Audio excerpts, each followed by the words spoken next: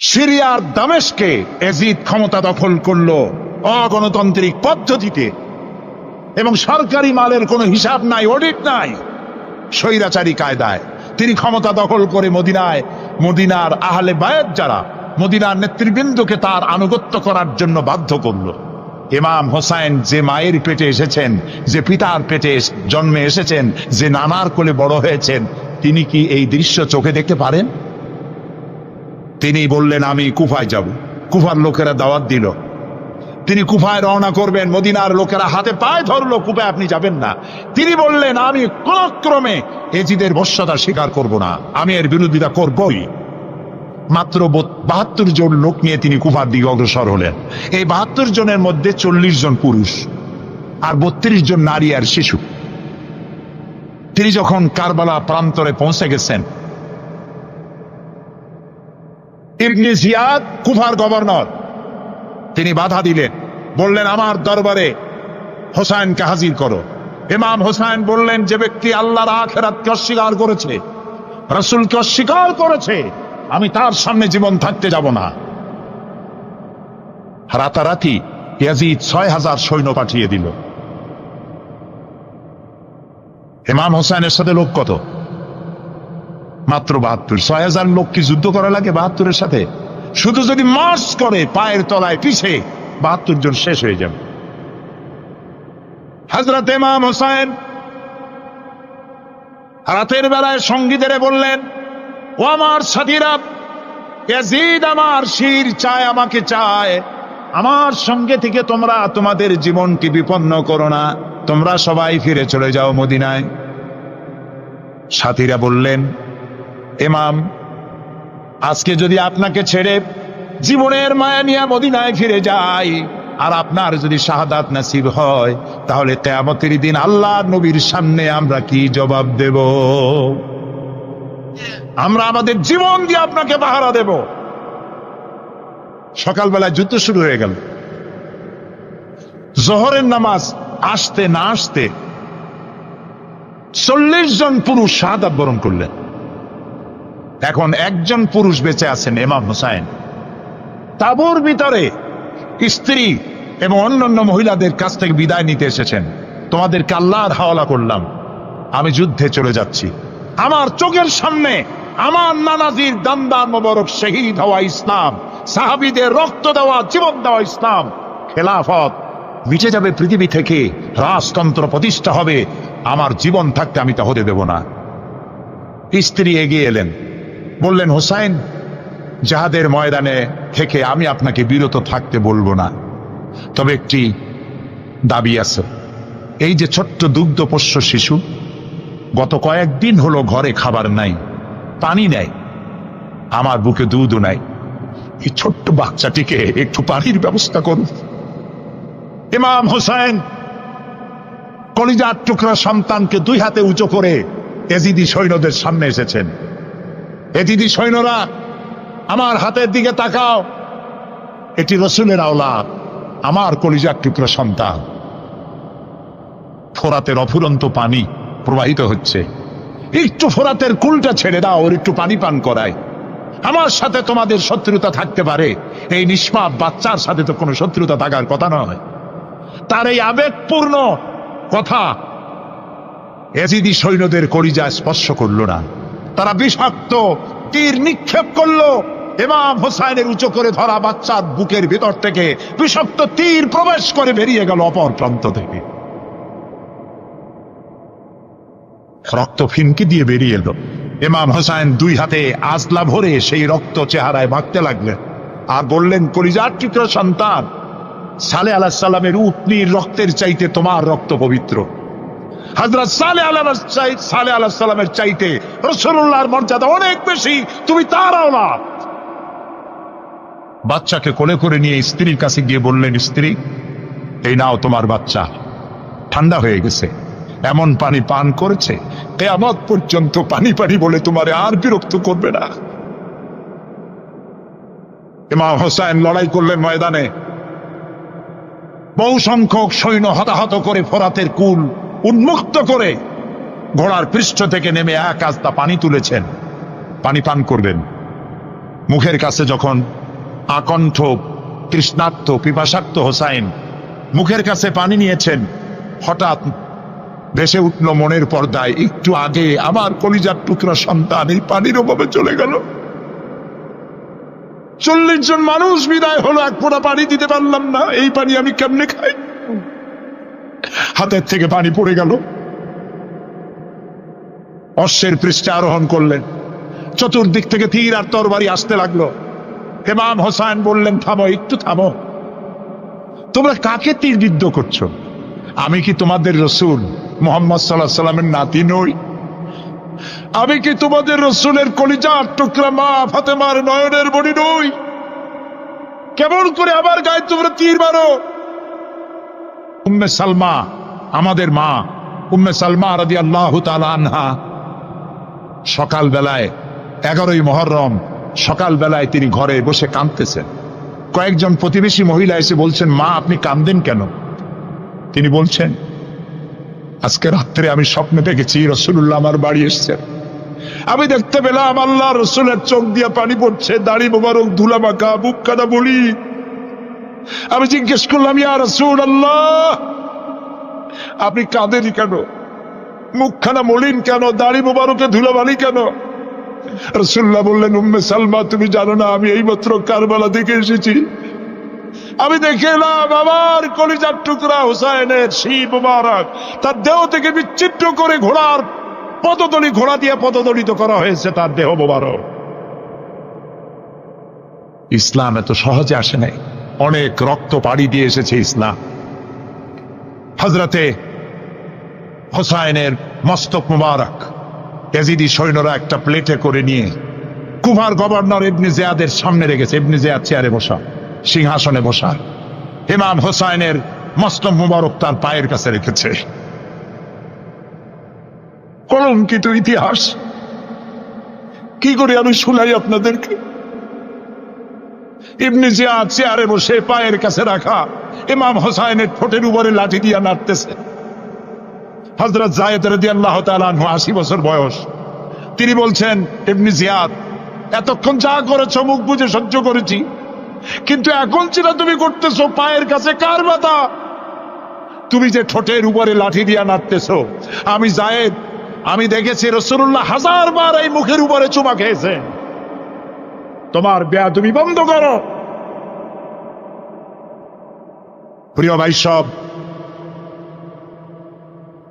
রাজতন্ত্র নয়, পরামর্শ ভিত্তিক সমাজ ব্যবস্থা প্রতিষ্ঠার জন্য আল্লাহ তাআলা ইসলাম দিয়েছেন, দ্বীন দিয়েছেন। আমার ছোটবেলার কথা আমি দেখেছি সরসিরা মাদ্রাসায় পড়তাম। আব্বা টাকা দিতেন মাদ্রাসায় যাওয়ার সময়, আবার মা আবার মুরগির ডিম বিক্রি করা, বিভিন্ন জিনিস বিক্রি করা বা বাজার করা পয়সা, উদ্বৃত্ত কিছু পয়সা আব্বার অজান্তে আমার হাতের মুঠার মধ্যে দিয়ে দিতেন। যখন মাদ্রাসার দিকে রওনা হয়েছি, পর্দার আড়াল থেকে দরজা থেকে দেখতাম, যতক্ষণ তাকায় দেখতেছি চোখ থেকে পানি দল করে পড়তেছে। সুবহানাল্লাহ, মা কি জিনিস! আল্লাহ আল্লাহ আল্লাহ। বিদেশে যদি কারো সন্তান মারা যায় সবার জানার আগে, কবি বলতেছেন, বিদেশে বিরাজ্যে যার পুত্র মারা যায়, পশু পক্ষী না জানিতে আগে জানে মায়। মায়ের কই যার তারে টান লেগে যায়, মা বুঝতে পারে আমার সন্তান তো নাই। ইতালির রাজধানী রোম। রোম প্রাচীন সভ্যতার লালন ভূমি। কোরআনে কারিমে সূরায় রোম রয়েছে, এই রোম সেই রোম। এখানের বাদশার কাছে রাসূল করিম সাল্লাল্লাহু আলাইহি সাল্লাম হেরাক্লিয়াসের কাছে চিঠি পাঠিয়েছিলেন, সেই রোম। 12 থেকে 15,000-এর মতো বাংলাদেশি মুসলমান সেখানে আছে।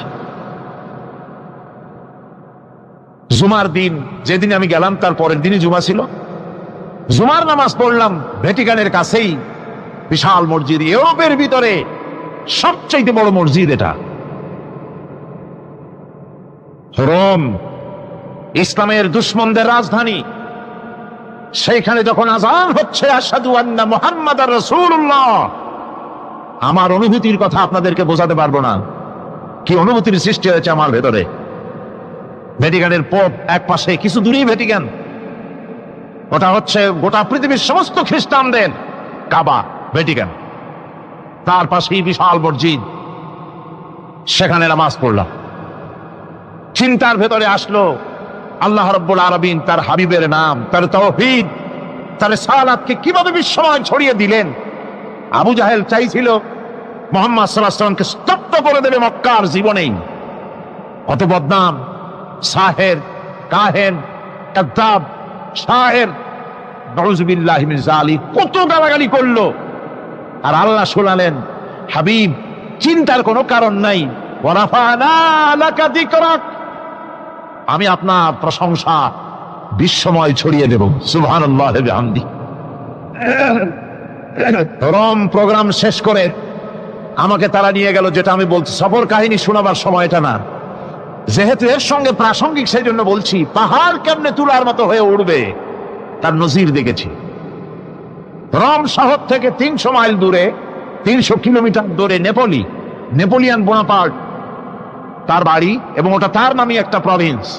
ভূমধ্য সাগরের পারে ভিসুভিয়াস, পৃথিবীর সবচাইতে বড় আগ্নেয়গিরি, সেটা দেখাতে নিয়ে যাওয়া হলো আমাকে। যে পাহাড়টা পৃথিবীর মাটি থেকে তার চূড়া হচ্ছে 3 মাইল উঁচু, এর 2 মাইল গাড়িতে করে ঘুরে ঘুরে যাওয়া যায়, এরপর আর গাড়িতে যাওয়া যায় না, বাকিটুকুন যেতে হবে হেঁটে হেঁটে। পাহাড়ের উপরে অক্সিজেন কম, বেশ কষ্ট হচ্ছিল উঠতে।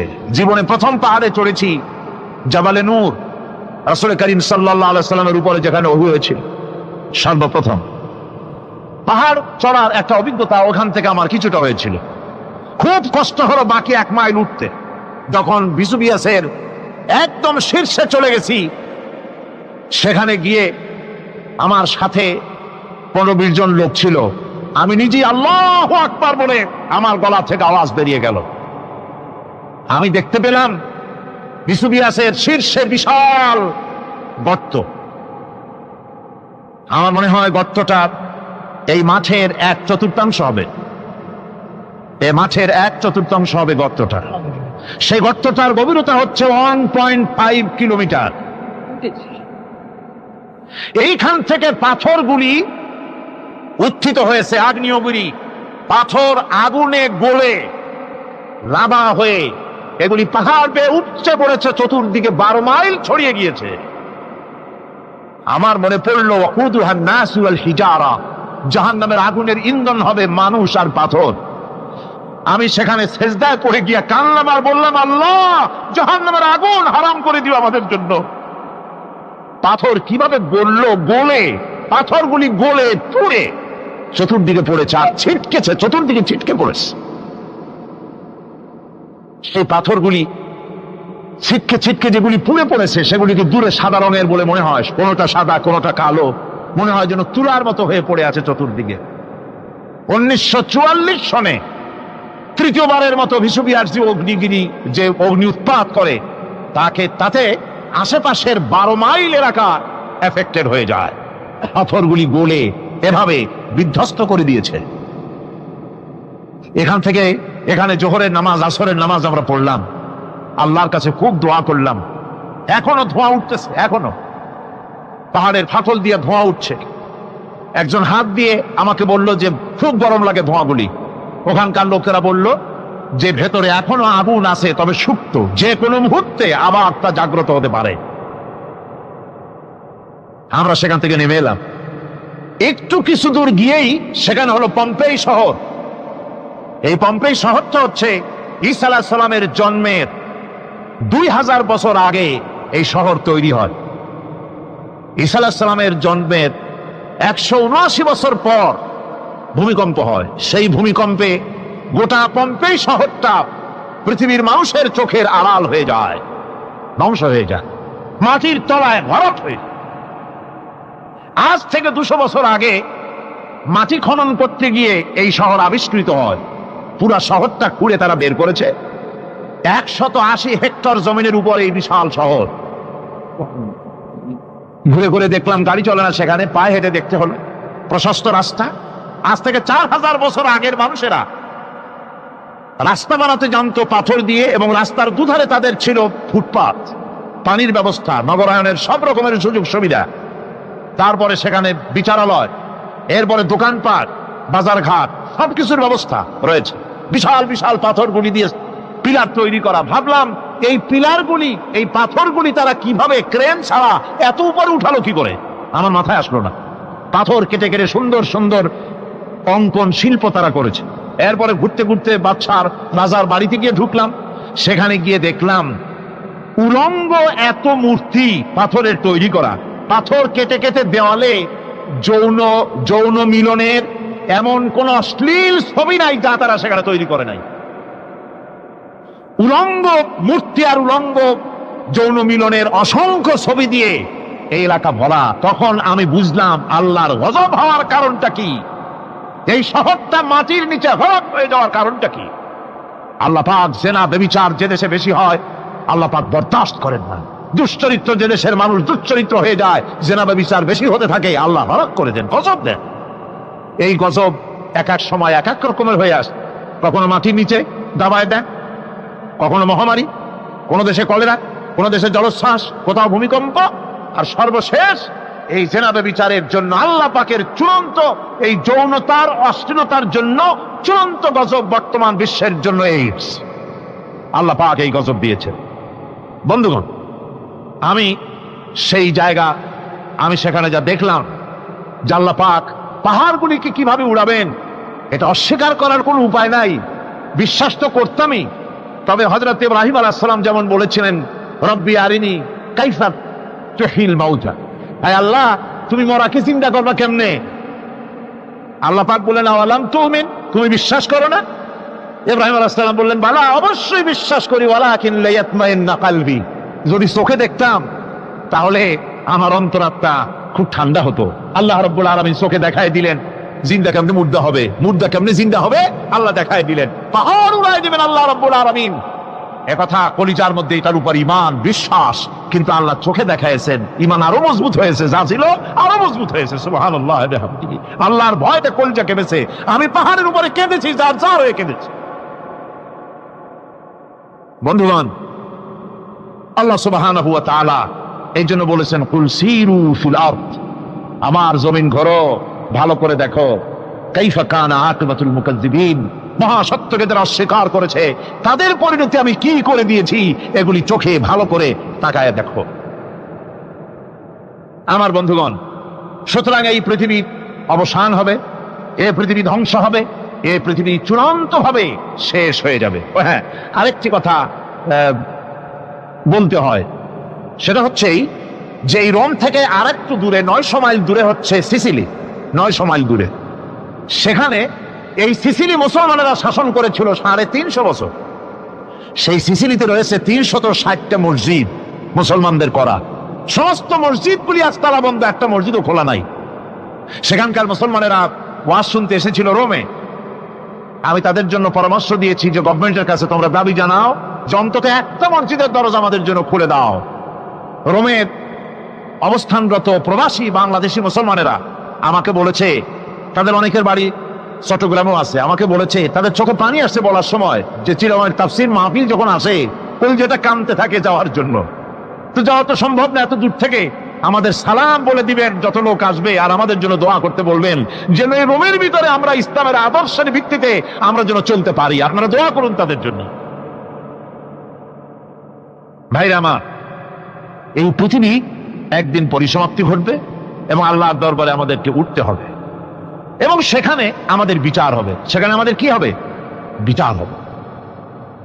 আল্লাহ পাক বিচারটাকে নির্ভুল করার জন্য, সঠিক করার জন্য প্রত্যেকের গলায় আমলনামা ঝুলায় রাখছে। এখানে রেকর্ডের ব্যবস্থা করা হয়েছে। আল্লাহ পাক বলছেন ওয়া কুল্লু ইনসানিন আলজামনাহু তাইরাহু ফি উনুকিহি ওয়া নুখরিজু লাহু ইয়াওমাল কিয়ামাতি কিতাবান ইয়ালকাহু মানশুরা। আল্লাহ পাক বলেন প্রত্যেকের ভালো মন্দ কর্মফল, কর্মলিপি আমি তার গলায় ঝুলায় রেখেছি।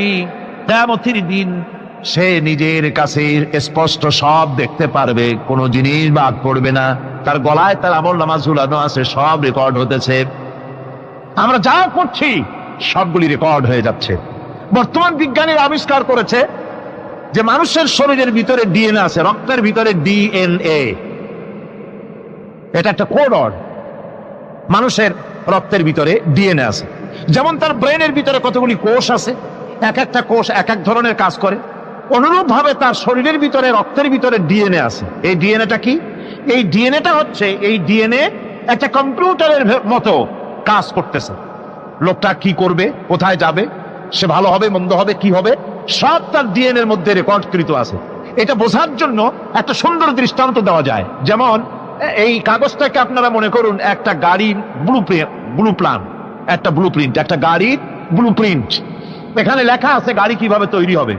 এই কাগজটা নিয়ে ঘরের মধ্যে রেখে দিলেন, এখন এই কাগজটা থেকেই অটোমেটিক গাড়ির উইন্ডো তৈরি হলো, শিল তৈরি হলো, গাড়ির বডি তৈরি হলো, চেসিস তৈরি হলো, টায়ার তৈরি হলো, ইঞ্জিন তৈরি হলো, ব্যাটারি তৈরি হলো, পেট্রোল নিল, আর কোন রকমের ড্রাইভার ছাড়াই গাড়ি চলতে আরম্ভ করলো। এই কথাটা যদি মনের মাথার মধ্যে আনতে পারেন যে এটা কিভাবে হইতে পারে, এতে লেখা অনুযায়ী যেভাবে হওয়া যদি সম্ভব হয়, অনুরূপ ভাবে মানুষের রক্তের ভিতরে ডিএনএ এর আবিষ্কার করেছে। এর ভিতরে মানুষের ভালো মন্দ, কোথায় যাবে কি করবে, সবকিছু এর মধ্যে রয়েছে। কোরআনে কারীমে আল্লাহ রাব্বুল আলামিন, আমি গত বছর বলছিলাম যে বিজ্ঞানের আবিষ্কার যত বাড়বে কোরআন বোঝা মানুষের জন্য তত সহজ হবে। কোন সুবহানাল্লাহ। কোরআন বোঝা মানুষের জন্য তত সহজ হবে। সুতরাং মানুষের গলার সাথে আল্লাহ পাক বলছেন যে একটা আমলনামা আমি ঝুলাই দিয়েছি তার গলার সাথে, সে যা করতেছে ওখানে সব লিপিবদ্ধ হচ্ছে, কম্পিউটারাইজড, কম্পিউটারের মতো এগুলি সব গ্রহণ করতেছে। এগুলি কিয়ামতের দিন তার সামনে হাজির করা হবে।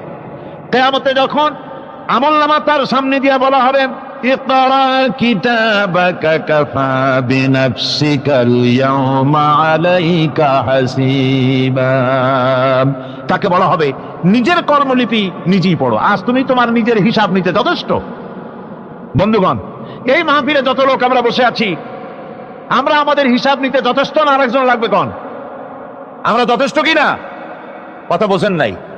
আমি বলতে চেয়েছি এটা, আমরা যদি এখন চোখ বুঝে চিন্তা করি যে পিছনের জীবনে কি করেছি, মনে পড়বে নাকি পড়বে না?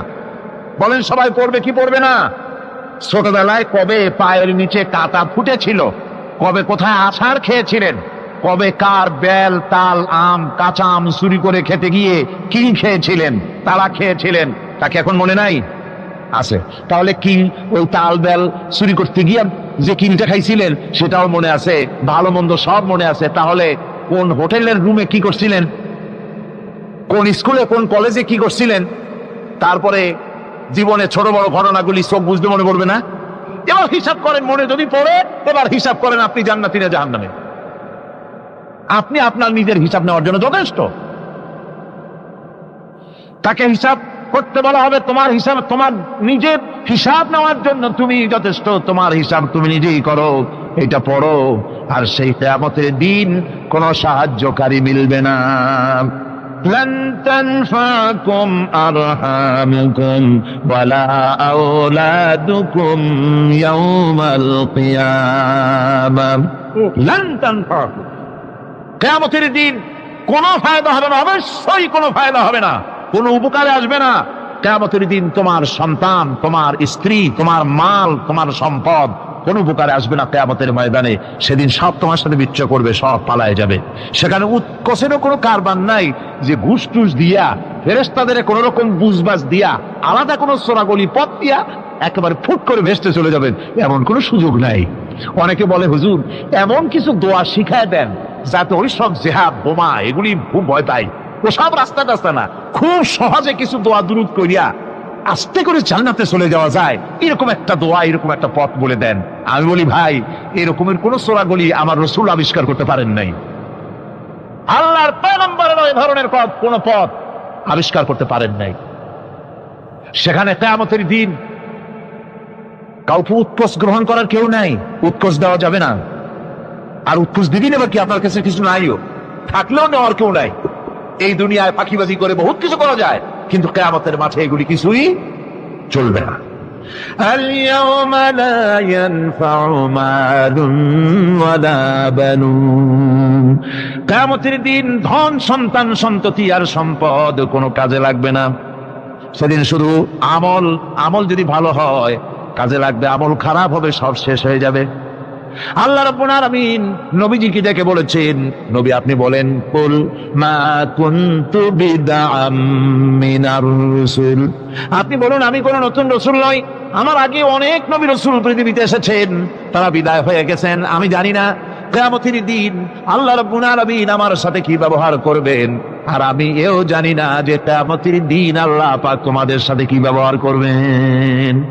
এই আয়াত নাযিল হওয়ার পর আল্লাহর হাবিব তার মেয়েকে ডাকলেন, জামাইকে ডাকলেন, নাতিদেরকে ডাকলেন, আহলে বাইতদেরকে ডাকলেন, আর বললেন, ও আমার মেয়ে কলিজার টুকরা ফাতেমা গো শোনো, কেবলমাত্র আয়াত নাযিল হয়ে গেল, আল্লাহ পাক আমাকে শোনাচ্ছেন কিয়ামতের দিন আমি জানি না আমার সঙ্গে কি ব্যবহার করা হবে, আর এও জানি না যে তোমাদের সাথে কি ব্যবহার করা হবে।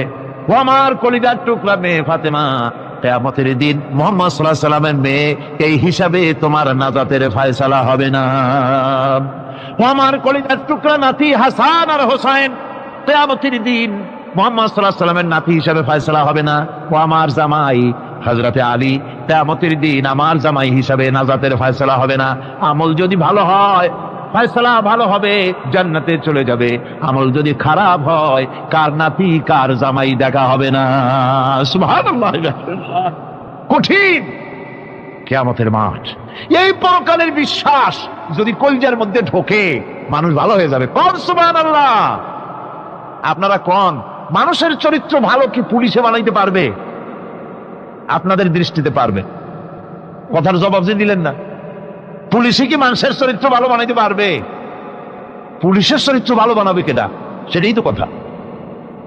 মানুষের চরিত্র যাতে ভালো থাকে, মানুষের জন্য খারাপ কাম না করে সেজন্য পুলিশ যাতে খারাপ কাম না করে সেজন্য আরো একটা ডিপার্টমেন্ট আছে না? তারা যাতে খারাপ কাজ না করে সেজন্য আর একটা আছে। এন্টি করাপশনের আবার এন্টি করাপশন আছে, তার উপর আবার এন্টি করাপশন আছে। এন্টিটার অভাব না। সুতরাং পুলিশ দিয়া, বিডিআর দিয়া, আর্মি দিয়া মানুষের, দেশের, জাতির চরিত্র ভালো বানানো যায় না। রাসূলুল্লাহ এ দিয়ে বানান না, এটা ইসলামের নিয়ম নয়। পুলিশ দিয়া, আর্মি দিয়া দেশের মানুষের চরিত্র ভালো বানানো যায় না। চরিত্র ভালো বানানো যায় কেবলমাত্র পরকালের ভয় দিয়া। কি কিসের ভয় দিয়া?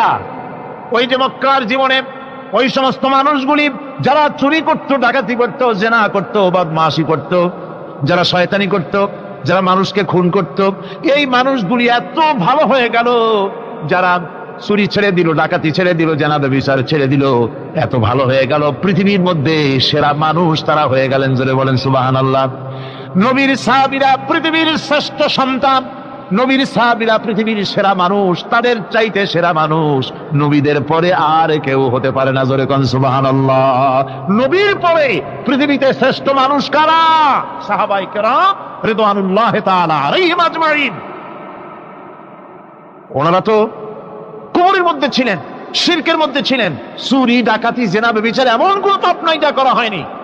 তারপরে যখন আল্লাহর নবীর কাছ থেকে তাওহীদ, রিসালাত ও আখিরাতের দাওয়াত পেলেন, কি সোনার মানুষ এক একজন হয়ে গেলেন। সুবহানাল্লাহ। যারা ছিলেন নারীর সতীত্বের জম, তারা হয়ে গেলেন নারীর সতীত্বের পাহারাদার। যারা মানুষের মাল চুরি করত, ডাকাতি করত, তারা রাতভর মানুষের মালের পাহারা দিল, মানুষের রক্তের পাহারা দিল। সুবহানাল্লাহ ওয়া বিহামদিহি। রক্ত সম্পদের পাহারা দিল। রাসূল বললেন, খায়রুল কুরুনি কারনি, সর্বশ্রেষ্ঠ যুগ তো আমার যুগ। বন্ধুগণ, এরপরে একটা জীবন আসবে ওই কিয়ামতের ময়দানে। এই পরকালের বিশ্বাসটা গুরুত্বপূর্ণ ব্যাপার, আমাদের সব কিছুর হিসাব দেওয়া লাগবে। আল্লাহ পাক বলেন, ইন্নাস সামআ ওয়াল বাসারা ওয়াল ফুআদা কুল্লু উলাইকা আনহু মাসউলা। নিঃসন্দেহে মানুষের শ্রবণ শক্তি, দর্শন শক্তি এবং তার অন্তঃকরণের কল্পনা সম্পর্কে আল্লাহ রাব্বুল আলামিনের কাছে জিজ্ঞাসিত হতে হবে। কান দিয়া কি করেছিল, চোখ দিয়া কি করেছিল, মুখ দিয়া কি করেছিলে, হাত দিয়ে কি করেছিলে, সবকিছুর জবাব আল্লাহ রাব্বুল আলামিনের কাছে দিতে হবে। সবটার জবাব দিতে হবে, কোনো কিছু বাদ যাবে না। এমনকি মনের ভিতরে যে কল্পনা আমরা করি, এই কল্পনার হিসাবও আল্লাহর দরবারে দিতে হবে। হযরতে জাফর চলে গেলেন নিজের বাড়িতে।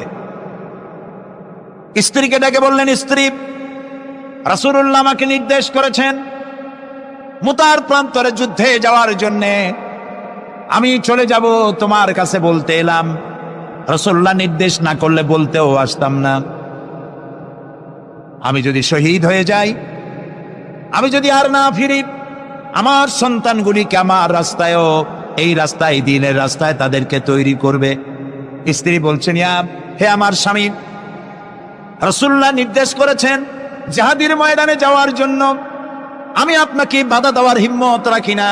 তবে আমি আল্লাহর কাছে হাত তুলে বলি। তিনি দোয়া করতে লাগলেন, রব্বুল আলামিন, আমার স্বামী রাসূলুল্লাহর নির্দেশে জিহাদের ময়দানে যেতেছেন, তুমি মেহেরবানি করে আমার স্বামীকে জিহাদের গাজী বানায়া আমার কাছে ফিরাইয়া দিও। হযরতে জাফর তরবারিটা খাপের মধ্য থেকে বের করে তরবারির উল্টা দিক দিয়া স্ত্রীর মুনাজাত করা অবস্থায় তার হাতের উপরে মৃদু আঘাত করলেন আর বললেন, স্ত্রী হাত নামাও, উল্টা দোয়া করো না। রাসূলুল্লাহ আমার নাম দ্বিতীয় নম্বরে বলেছেন, আমার আগেও একজন আছে, পরেও একজন আছে, মুতার প্রান্তরে আমি যে শহীদ হব তাতে কোনো সন্দেহ নাই। উল্টা দোয়া করো না, বরং আমার শাহাদাত মঞ্জুরের জন্য দোয়া করো, আর এই আমার সন্তানগুলিকে দ্বীনের রাস্তায় পরিচালিত করো। আর আমি তোমার কোনো হক আদায় করতে পারি নাই, আমারে মাফ করে দিও। হযরতে জাফর সালাম দিয়ে চললেন। পিছনে স্ত্রী কাটা কবুতরের মতো ছটফট করছে, আর ছোট ছোট বাচ্চারা পিছনে দৌড়াচ্ছে, আব্বা আব্বা বলে কাঁদতেছে। হযরতে জাফর পিছনের দিকে একবার ফিরে তাকায়, দেখলেন না কে কান্দে, কে দৌড়ায়। যুবক আব্দুল্লাহ বিন রাওয়াহা, তিনি নতুন বিবাহ করেছেন। আজকের রাত তার বাসর সজ্জার রাত। রাসূলুল্লাহ হুকুম করেছেন জিহাদে যেতে হবে। তিনি চলে গেলেন নিজের বাড়িতে। বাড়ি গিয়ে শুনতে পান রাতের বেলায় স্ত্রী তেলাওয়াত করতেছেন কোরআনে কারীম। হযরতে আব্দুল্লাহ বলছেন, স্ত্রী, একটু কোরআন পড়া বন্ধ করো, আমার কথা শোনো। আল্লাহর নবী আমাকে জিহাদের জন্য যাওয়ার জন্য আমাকে নির্দেশ করেছেন, আমি জিহাদে চলে যাচ্ছি। তোমার সঙ্গে বিবাহ হয়েছিল, আমি তোমার কোনো হক আদায় করতে পারি নাই, এজন্য আমারে তুমি মাফ করে দিও। স্ত্রী বলল, প্রাণের স্বামী, আমি শুনেছি এই মদিনায় আপনি সুপুরুষ, এক সুদর্শন যুবক, প্রাণ ভরে একবার দেখতেও পারি নাই। আপনি একবার আমার রুমের ভিতরে আসেন, আপনার চেহারাটা আমি একটু দেখে নেই। স্বামী বললেন, আমি তোমার রুমে ঢুকবো না, আমি তোমার রুমের ভিতরে যাব না, আমি এখনই যুদ্ধে রওনা করব। স্ত্রী বলছেন, প্রাণের স্বামী, রুমের ভিতরে প্রবেশ করলে পরে আমি কোনো প্রেম নিবেদন করব না, শুধু একবার চেহারাটা ভালো করে দেখে রাখতে চাই, কারণ কিয়ামতের ময়দানে আমি যেন আপনাকে স্বামী বলে চিনে নিতে পারি। হযরত আব্দুল্লাহ বলছেন, প্রিয়তমা স্ত্রী শোনো, যদি তোমার এই ধারণাই হয়, এই নিয়ত যদি থাকে, আর আমার শাহাদাতের পরে যদি তুমি সবর করতে পারো, আমাকে আর দেখার দরকার নাই। আল্লাহ যদি আমার শাহাদাত মঞ্জুর করেন, তাহলে কিয়ামতের দিন জান্নাতের ভেতরে তোমাকে আমাকে স্বামী স্ত্রী হিসাবে আল্লাহই পরিচয় করাইয়া দিবে। হযরত আব্দুল্লাহ চলে গেলেন জিহাদের ময়দানে। যুদ্ধ শুরু হয়ে গেল। 3000 সৈন্য, রাসূলুল্লাহর পাঠানো সাহাবীদের প্রচন্ড আক্রমণে রোমান সৈন্যরা পালায়ে কুল পাচ্ছে না। হযরতে যায়েদ শহীদ হলেন। হযরতে জাফর, তার ডান হাত কাটা গেল, তার বাম হাত কাটা গেল, এবার ঝুলন্ত, হাত কাটা, পা কাটা, এই অবস্থায় তিনি পড়ে আছেন। হযরতে আব্দুল্লাহ বিন রাওয়াহা, তিনি ছুটে গেলেন তরবারি ধরার জন্য, তিনি ছুটে গেলেন ইসলামের পতাকা ধারণ করার জন্য। কাছে গিয়ে দেখেন কে যেন পতাকা উঁচু করে রেখেছে। কাছে গিয়ে দেখেন হযরতে জাফর হাত কাটা দুদিকে পড়ে আছে, পা কাটা দুদিকে পড়ে আছে, শূন্য মাথাটা তার। হযরতে জাফরের শূন্য মাথা ইসলামের পতাকা ধরে কামড়ে ধরে উঁচু করে রেখে দিয়েছে। হযরতে জাফর শাহাদাতের সময় বলেছিলেন, ও আমার রাসূলের সাহাবীরা, আল্লাহ রাসূলকে আমার বিদায় সালাম আরজ করে দিও। আমি এখন আমার নাকের ভিতরে জান্নাতের সুঘ্রাণ পেতেছি, আমার মনে হয় এখনই আমার শাহাদাত নসিব হয়ে যাবে। ও জাফর, তোমার শাহাদাতের পরে আল্লাহ তোমার সাথে কি ব্যবহার করেছেন? হযরতে জাফর বলেন, আল্লাহ তাআলা আমাকে জান্নাতের নাজ ও নেয়ামত দিয়ে আমাকে জিজ্ঞাসা করেছেন, তুমি আর কি চাও? আমি বলেছি রব্বুল আলামিন কিচ্ছু চাই না, জমিনে আর একবার পাঠাও তোমার দিনকে প্রতিষ্ঠার জন্য, তোমার দিনের রাস্তায় আর একবার জীবন দিয়ে আসি। হযরতে লোকমান তিনি তার সন্তানকে ডেকে বলছেন, কত বড় নসিহত লক্ষ্য করেন। সন্তানকে ডেকে বলছেন, ইয়া বুনাইয়া, হে কলিজার টুকরা সন্তান, ইন্নাহা ইনতাকু মিসকালা হাব্বাতিন মিন খারদালিন, তোমার জীবনের কোনো একটি আমল তা যদি সরিষার দানা পরিমাণ হয়। হযরত লোকমান যখন এসেছিলেন তখন পৃথিবীটা বিজ্ঞানের যুগ ছিল না, নবী করিম সাল্লাল্লাহু আলাইহি সাল্লাম বিজ্ঞানের যুগে আসেন নাই, কিন্তু তারপরে আর কোন নবী আসবেন না বলে আল্লাহ তাআলা সরিষার দানার কথা ব্যবহার করেন নাই, জাররা শব্দ ব্যবহার করেছেন। জাররা হচ্ছে পরমাণু, অণু, পরমাণু পরিমাণ। ফামাইয়ামাল মিসকালা জাররাতিন শাররাইয়ারা, ওয়ামাইয়ামাল মিসকালা জাররাতিন শাররাই, প্রথমটা খায়রাইয়ারা। তো এখানে আল্লাহ তাআলা জাররা শব্দ ব্যবহার করেছেন, যেহেতু এখন বিজ্ঞানের যুগ, আর আল্লাহ তাআলার কাছে সবটাই, সমস্ত কাল হলো বর্তমান কাল, অতীত ভবিষ্যৎ বলে কোনো কাল নাই। এই জন্য নূহ আলাইহিস সালামের যুগটা ছিল বৈজ্ঞানিক যুগ, ছিল না হযরতে লোকমানের সময়। তাই আল্লাহ তাআলা সে সময় সরিষা পাওয়া যেত, সরিষার কথা বলেছেন। এখন তো অণু পরমাণু দিয়ে অ্যাটম বোমা তৈরি করা হয়, বিভিন্ন মারণাস্ত্র তৈরি হয়, সামান্য অণু সেটাকে ভেঙ্গে চুরে আরো পরমাণু, আরো ছোট্ট ক্ষুদ্রাতি ক্ষুদ্র জিনিস দিয়ে ধ্বংস করে দেওয়া যায় এলাকা থেকে এলাকা। সেই জন্য আল্লাহ তাআলা জাররা শব্দ ব্যবহার করেছেন, এখানে সরিষার দানার কথা ব্যবহার করছেন। আল্লাহ তাআলা বলেন, হযরত লোকমান বলছেন, আমার প্রিয় সন্তান, যদি তোমার কোনো সরিষা পরিমাণ আমলও যদি পাথরের ভিতরে কোথাও লুকিয়ে থাকে, মহাশূন্যে যদি হারিয়ে যায়, মরুভূমির ভিতরে যদি হারিয়ে যায়, আকাশ এবং পৃথিবীতে কোথাও যদি তা লুকিয়ে থাকে, অবশ্যই আল্লাহ রাব্বুল আলামিন কিয়ামতের দিন তা উপস্থিত করবেন। কত বড় কথা! সরিষার দানা পরিমাণ আমল যদি আল্লাহ কিয়ামতে উঠান, জেনা, ব্যভিচার, মদ, জুয়া, এই সমস্ত বড় বড় পাপ আল্লাহ দেখাইতে পারবেন না? পারবেন।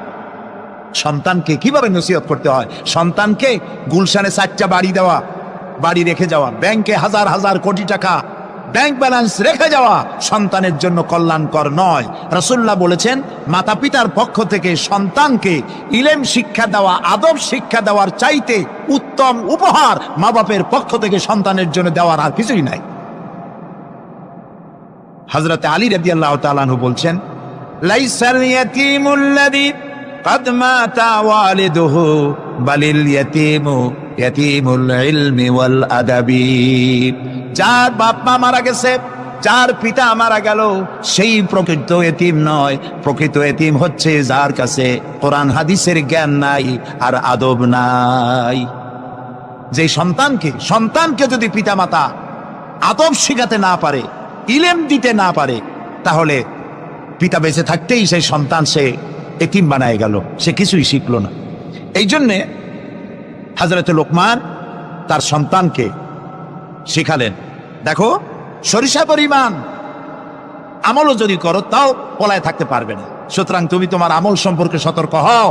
আল্লাহ তোমার সমস্ত আমলগুলি দেখতে পাচ্ছেন। আল্লাহ দেখতে পাচ্ছেন না সব? আল্লাহ রাব্বুল আলামিন বলেন, وَيَعْلَمُ مَا فِي الْبَرِّ وَالْبَحْرِ وَمَا تَسْقُطُ مِنْ وَرَقَةٍ إِلَّا يَعْلَمُهَا। এই পৃথিবীতে যদি কোনো একটি সমুদ্রের মধ্যে কি হয়, স্থলভাবে কি হয়, আল্লাহ রাব্বুল আলামিন বলেন, আমি জানি। শুধু তাই নয়, পৃথিবীর কোনো একটি গাছের পাতা যদি পড়ে যায়, তাহলে কোন দেশের কোন গাছের কোন পাতাটি পড়েছে আমি আল্লাহ রাব্বুল আলামিনের দরবারে তার খবর হয়ে যায়। এই কথা যদি পিতা মাতা সন্তানদেরকে কাছে নিয়ে যদি বলে, বাবা জেনা, ব্যভিচার, মদ, জুয়া, শয়তানি, চাঁদাবাজি, মাস্তানি এগুলি করবা না, এগুলি একদিন মরা লাগবে, আল্লাহর কাছে হিসাব দিতে হবে, মা বাবা যদি বলতো এরকম, সন্তানগুলি ভালো হইতো। ঠিক কিনা কোন? জোরে বলেন ঠিক কিনা? প্রিয় ভাই সব, কোরআনে কারীমের অসংখ্য আয়াতের মধ্য থেকে একটি আয়াত যদি আমরা মনে প্রাণে বিশ্বাস করতে পারতাম, আমল করতে পারতাম, আমাদের চরিত্র ভালো হয়ে যেত। আল্লাহ রাব্বুল আলামিন বলেন, মা ইয়াকুনু মিন নাজওয়া সালাসাতিন ইল্লা হুয়া রাবিউহুম ওয়ালা খামসাতিন ইল্লা হুয়া সাদিসুহুম। আল্লাহ তাআলা বলেন, শোনো, যেখানে তোমরা তিনজনে মিলে পরামর্শ করো, তিনজনে মিলে যেখানে পরামর্শ করো, মনে করো ওখানে তোমরা তিনজন নও, চতুর্থ আর এক সত্তা সেখানে আছে, নাম কি তার? বলেন, ওয়ালা খামসাতিন ইল্লা হুয়া সাদিসুহুম। যেখানে পাঁচজন তোমরা পরামর্শ করো, সেখানে ষষ্ঠ আর এক সত্তা আছে, তার নাম কি? আল্লাহ। ওয়ালা আদনা মিন যালিকা ওয়ালা আকসারা ইল্লা হুয়া মাহুম আইনামা কানু। এর থেকে সংখ্যা যদি কম হও, এর থেকে সংখ্যা যদি বেশি হও, তুমি যেখানে আমি আল্লাহ সেখানে। সুবহানাল্লাহ। প্রিয় ভাই সব, এই যত বোমাবাজি হয়, গ্রেনেড বাজি হয়, কোনো না কোনো জায়গায় পরামর্শ হয় না? হয় না? পরামর্শ হয়। শেখ বেলাল উদ্দিন খুলনার দৈনিক সংগ্রামের প্রতিনিধি ছিলেন। আজকের পত্রিকা দেখতে পেলাম তাকে হত্যা করার জন্য পরামর্শ হয়েছিল এবং সেখানে খুনিকে 1.5 লক্ষ টাকা পুরস্কার দিয়ে 20,000 টাকা অগ্রিম করা হয়েছিল। এরকম একজন ভালো সাংবাদিককে হত্যা করার জন্য পরামর্শ করা হলো। বেলালের নাম যখন মনে আসলো, দোয়া করি আল্লাহ তাআলা বেলালকে, হযরতে বেলাল রাদিয়াল্লাহু তাআলা আনহুর সঙ্গী করে জান্নাতের মধ্যে জায়গা করে দিও। যেখানে বসে এই পরামর্শটা করা হলো, কিবরিয়া একজন অর্থনীতিবিদ, দেশের একজন গুণী ব্যক্তি, তাকে হত্যা করার জন্য যেখানে পরামর্শ হয়েছিল, 21শে আগস্ট গ্রেনেড হামলা করার জন্য যেখানে পরামর্শ করা হয়েছিল, সেখানে 3 জন হোক 5 জন হোক, যারাই পরামর্শ করেছিল, তাদের যদি জানা থাকতো যে আল্লাহ রাব্বুল আলামিন এই অনুষ্ঠানে তিনি দেখতে পাচ্ছেন এবং শুনতে পাচ্ছেন, তাহলে এত বড় মারাত্মক পশুর কাজ তারা করতে পারত না। হযরতে লোকমান তিনি তার সন্তানকে একেবারে বাচ্চা অবস্থায় বুঝায় দিলেন, হে আমার ছেলে, কলিজার টুকরা, ছোট্ট একটি সরিষার দানা পরিমাণ আমলও যদি করো, ওইটা গোপন থাকবে না, আল্লাহ তাআলা উঠায় নেবেন। সুবহানাল্লাহ। তুমি দেখতে পাবে সে আমল। প্রিয় উপস্থিতি, যুবকদের বলি, তরুণদের বলি, তরুণী আজকে আমাদের টার্গেট। তরুণরা আসো ইসলামের দিকে। তোমাদেরকে যারা লাঠিয়াল বাহিনী হিসাবে ব্যবহার করে, এদের মুখে থুতু নিক্ষেপ করে বেরিয়ে আসো, রাসূলের কাতারে শামিল হয়ে যাও। যে পথে যাচ্ছ জাহান্নামের পথ, আমরা ডাকি তোমাদেরকে জান্নাতের দিকে। সুবহানাল্লাহ। প্রিয় ভাই সব, আমি আপনাদের খেদমতে আরজ করব, হযরতে লোকমানের এই 3য় নসিহতের শেষ অংশটি করেই আমরা আপনাদের সামনে যে কথা বলতে চাই তা হলো, হযরতে লোকমান বলছেন, ওয়া'মুর বিল মারুফি ওয়ানহা আনিল মুনকার। ভালো কাজের আদেশ দাও, অন্যায় কাজ থেকে মানুষকে বিরত রাখো। সুবহানাল্লাহ বলেন, সবাই বলেন সুবহানাল্লাহ। ভালো কাজের আদেশ দাও। ভালো কাজের আদেশ দেওয়া। আজকে হলো মুহররম মাস, আজকে কি? আর মাত্র একদিন পরে আশুরা হবে। হযরত ইমাম হোসাইন এবং তার সাথী সঙ্গী শাহাদায়ে কারবালার জন্য আমরা দোয়া করব। আমরা আমাদের মা বাবার জন্য দোয়া করব। এটা দোয়া কবুলের আজকের শুক্রবার ছিল। সুবহানাল্লাহ। প্রিয় ভাই সব, এত বড় বিশাল মাহফিল, জীবনে আরেকটা পাবো কোন নিশ্চয়তা আছে কি?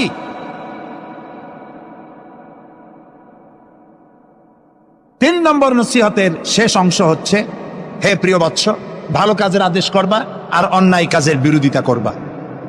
ভালো কাজের আদেশ আমরা এখন ভুলে গেছি, করি না। অন্যায় কাজ থেকেও মানুষকে ফিরায় রাখি না। অন্যায় চোখের সামনে হয়, তাও আমরা প্রতিবাদ করি না। এই প্রতিবাদী কণ্ঠ হতে হবে আমাদের। রাসূলুল্লাহ বলেছেন, মান রা মিনকুম মুনকারান ফালিয়ুগাইয়িরহু বিয়াদি ফাইন লাম ইয়াস্তাতি ফাবিলিসানি ফাইন লাম ইয়াস্তাতি ফাবিকলবি ওয়া যালিকা আযফুল ঈমান। আমাদের কার কতটা ঈমান আছে তা পরিমাপ করার একটা থার্মোমিটার আছে। আপনারা জানেন, জ্বর মাপে যে যন্ত্র দিয়া, সেটা কি বলা হয়? থার্মোমিটার। দুধ মাপে, অর্থাৎ দুধের মধ্যে পানি না পিওর দুধ, তা মাপার জন্য একটা যন্ত্র আছে না, ওইটারে কি বলে? ল্যাক্টোমিটার। এরপরে আবহাওয়া পরিমাপ করার জন্য, বৃষ্টি হবে কি হবে না ইত্যাদি পরিমাপের জন্য একটা যন্ত্র আছে, সেটার নাম কি? ব্যারোমিটার। প্রত্যেকটা জিনিস মাপার এরকম যন্ত্র আছে। ঈমান মাপারও একটা হাদিস আছে। সুবহানাল্লাহ। ঈমানটা ফার্স্ট ক্লাস, সেকেন্ড ক্লাস ও থার্ড ক্লাস, এটা মাপার একটা হাদিস আছে। সেই হাদিসটা আমি পড়ে ফেলেছি আগেই। রাসূলুল্লাহ বলছেন, তোমাদের মধ্যে যদি কেউ শরীয়ত বিরোধী কাজ কেউ দেখতে পাও, দুই হাতে বাধা দাও। কি দিয়ে বাধা দাও? বলেন জোরে। শক্তি প্রয়োগ করে বাধা দাও। ফাইনলাম ইয়াস্তাতে, যদি তুমি তা না পারো তাহলে মুখ দিয়ে বাধা দাও। ফাইনলাম ইয়াস্তাতে, যদি তাও না পারো অন্তরে অন্তরে ঘৃণা করো। তবে অন্তরে অন্তরে ঘৃণা করে চুপ করে বসে থাকলে হবে না, মনে মনে ঘৃণা করে হোমওয়ার্ক করতে হবে। মনের মধ্যে এই চিন্তা রাখতে হবে যে এই অন্যায় কাজকে নির্মূল করার জন্য কি করা যায়, সে সম্পর্কে পরিকল্পনা নিতে হবে। আর এটা হলো ওয়াদালিকা আদআফুল ঈমান, আর এটা হলো ঈমানের একদম থার্ড ক্লাস, তৃতীয় পর্যায়। এরপরে ঈমানের আর কোনো অংশ নাই। হযরতে লোকমান বলছেন, ওয়াসবির আলা মা আসাবাক, এরপরে তুমি সবর ইখতিয়ার করবে। সবর, ধৈর্য। ভালো কাজের আদেশ, অন্যায় কাজের নিষেধ, এর মধ্যে সবরের কথা আসলো কেন?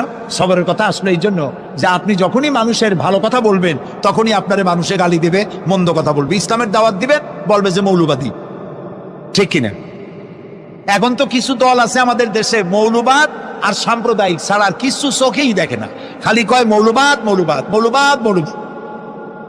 সাম্প্রদায়িক কি? সাম্প্রদায়িক হয়েছে? মৌলবাদ কি হয়েছে? ইসলাম পালন করলে, নামাজ রোজা করলে যদি মৌলবাদ হয়, তাহলে যারা গালি দেয় ওরা যদি নামাজ পড়ে তো ওরাও তো মৌলবাদী। সাম্প্রদায়িক কি হয়েছে? কেন সাম্প্রদায়িক করেন?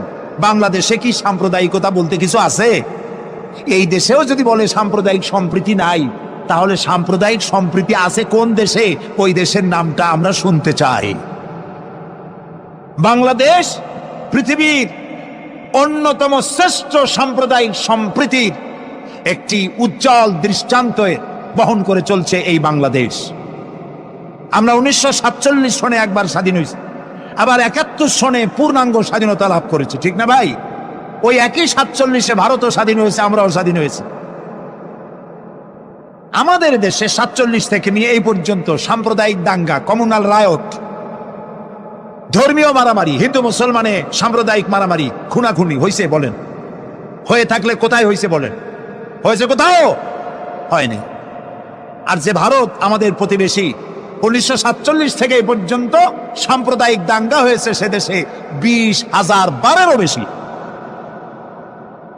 সেটা নিয়ে কোনো মাথা ব্যথা নেই, সমস্ত মাথা ব্যথা আমাদের দেশ নিয়ে। এইখানে খালি কয় সাম্প্রদায়িক।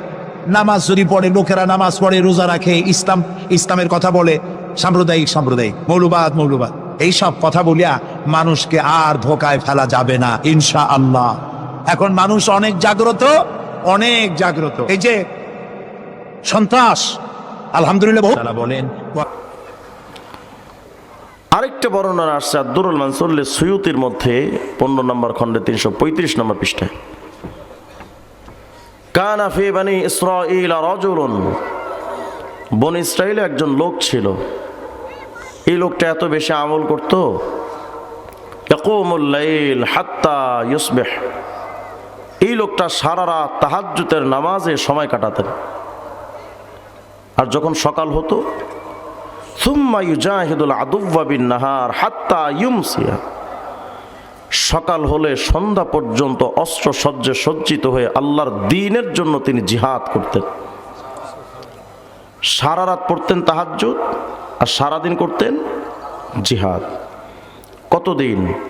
ফাফআলা যালিকা আলফা শাহর, এই লোকটা এমন করে তার জীবনের 1000 মাস কাটিয়ে দিয়েছে। আস্তে কোন সুবহানাল্লাহ।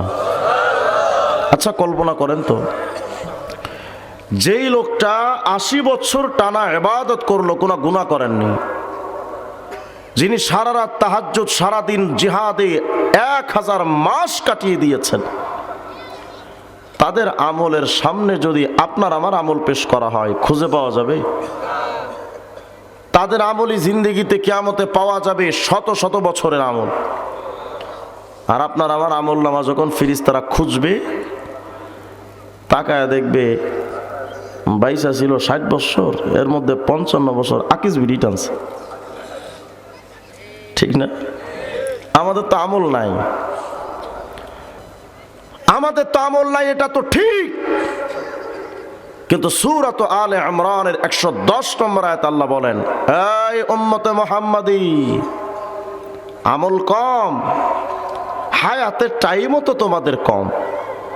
আগের যুগের মানুষ বেঁচে থাকতো তো শত শত বছর। নূহ আলাইহিস সালাম তো শুধু 950 বছর দাওয়াতি কাজই করেছে। সুবহানাল্লাহ বলবেন না? আমাদের তো হায়াত কম। ওমর উম্মতি মিন 60 সানাতান ইলা 70 সানা, 60-70 বছর বেঁচে থাকি আমরা, গড় আয়ু। এই 60-70 বছরের জীবনে আমাদের আমল নাই। আগের যুগের উম্মতের মতো আমরা এত দীর্ঘ টাইম তাহাজ্জুদের নামাজও পড়তে পারি না, আমাদের শারীরিক সেই সক্ষমতাও নাই। আল্লাহ বললেন, উম্মতে মুহাম্মাদি, আমল কম, হায়াতের টাইম কম। আরে টেনশন কইরো না, শোনো, আমি আল্লাহর ঘোষণা, তোমাদের আমল কম হতে পারে, কিন্তু কুনতুম খায়রা উম্মাহ, অতীতের সকল উম্মতের চাইতে তোমরা আমি আল্লাহর কাছে সবচেয়ে দামি। সহিহ বুখারীর 6887 নম্বর হাদিস। আল্লাহর হাবিব বলেন, নাহনুল আখিরুন, আমরা তো দুনিয়াতে এসেছি সবার পরে, কিন্তু হুজুর বলেন, আস-সাবিকুনা ইয়াউমাল কিয়ামা, কিয়ামতে যখন জান্নাতে যাওয়ার সময় আসবে, আল্লাহ রাসূল বলেন, আমরা এসেছি দুনিয়াতে সবার পরে, কিন্তু আল্লাহর জান্নাতে যাব সবার আগে। তাহলে এই উম্মতের দাম কত? এত বেশি দাম এই উম্মতের। আল্লাহর হাবিব বলেন, ওয়াখতারা উম্মতি আলাল উমাম। আপনারা যারা মাছ কিনতে যান, মাছের বাজারে গেলে আপনারা কি করেন? প্রত্যেকটা মাছ টিপে টিপে টিপে টিপে বাছাই করে কোনটা তাজা ওগুলো প্যাকেটে ভরেন, তাই না? তারপরে ওটা ওজন করে ওটা নিয়ে আসেন। পচা মাছ তো কেউ কেনে না। আল্লাহর হাবিব বলেন, আমার উম্মতের প্রত্যেকটা সদস্যকে আল্লাহ তাআলা এরকম টিপে টিপে বাছাই করে করে আমার জন্য দিয়েছে। আরো জোরে কন, আল্লাহু আকবার। কেন? কারণ আপনার আমার নবী তো সবচাইতে দামি। দামি নবীর জন্য তো দামি উম্মত দরকার। সুবহানাল্লাহ বলবেন না? যেহেতু নবী দামি, তো উম্মতকেও সেরকম দামি সিলেক্ট করে আল্লাহ এই নবীর উম্মত বানিয়েছে। কিন্তু যেই নবীর জন্য আপনি আমি এতটা দাম পেলাম, সেই নবীকে তো আপনি আমি মূল্যায়ন করলাম